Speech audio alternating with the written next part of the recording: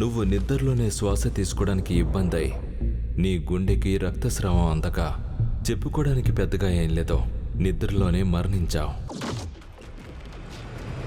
నువ్వెక్కడి నుంచి వచ్చావు? ఖచ్చితంగా నేను వేరే ప్రపంచం నుంచైతే వచ్చాను.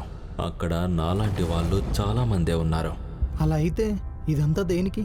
నాకు తెలుసు నీకు ఇవన్నీ తెలుసుకోవాలనుందని, కానీ నిజానికి నీకు చెప్పిన అదంతా అర్థం కాదు.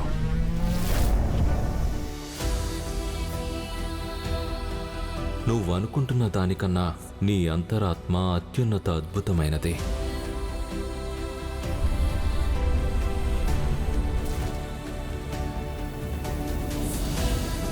ఈ విశ్వంలో ఇంకెవ్వరూ లేరు, కేవలం నువ్వు నేను మాత్రమే.